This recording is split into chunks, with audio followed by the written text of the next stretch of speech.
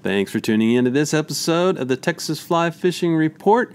This is the companion YouTube channel to www.texasflycaster.com, where you can go to find highly detailed information about fly fishing in Texas.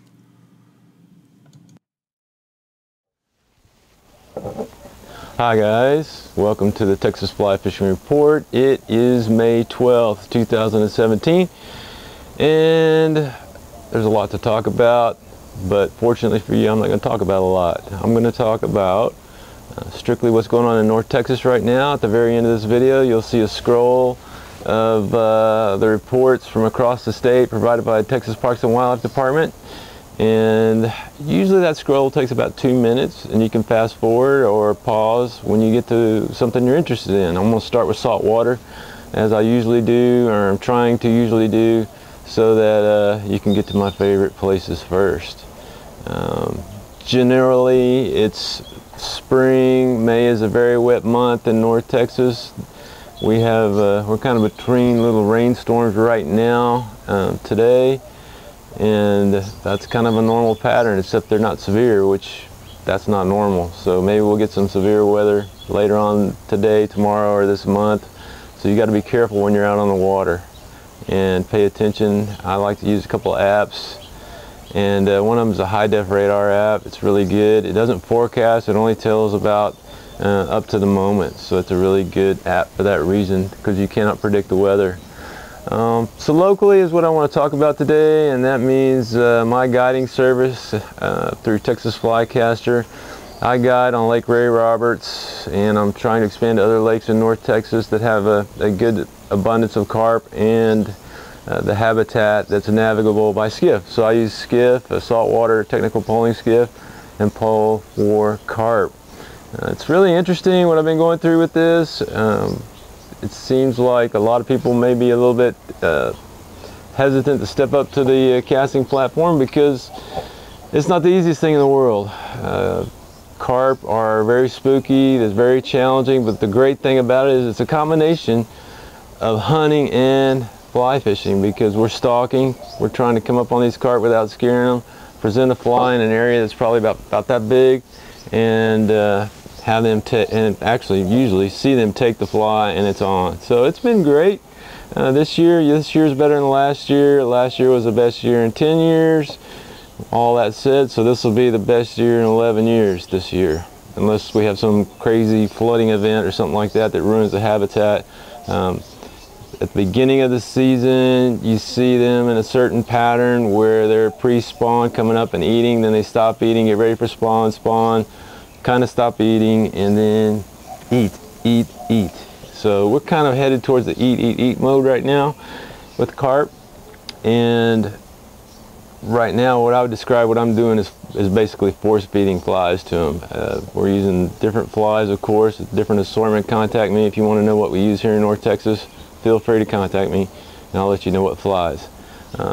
My guiding service, I book 7 days a week, so any day is possible. Just contact me, and we'll get you on the books. It's not terribly expensive. It's terribly challenging some days, and we always have to think about the weather and reschedule on occasion because of the weather. That's not that big a deal. We got about a 4-month window to go after carp in, but we're really in prime time right now of quantity and, as I was about to say, quality. One side of the lake I work on is filled with average size for that lake carp, and then the other side is filled with way above average size carp this year. They probably caught a break last year from the pressure, and I'm seeing actual near and up to and above double-digit carp on the other side, and it's really it leaves me speechless, I guess. Nevertheless, it's happening now. So be sure you book me, or at least contact me and find out about booking. There's a lot of things that go with that, and a lot of information that I'll send you in regard to a guided trip here in North Texas on a skiff. Speaking of skiffs, I also have a video out. It's previous to this one on YouTube. It's this 360 Nikon camera I'm working with and trying to figure out It's been a really interesting experiment, a lot of great reactions, and if you've never seen 360 video, this is true 360. That means all the way up and over, and all the way that way, and all the way this way around. So it's really cool, and it's interactive in that you can decide what perspective you want to look at. So back up to that video on YouTube and have a look at that. It's raw because there's no way to edit right now.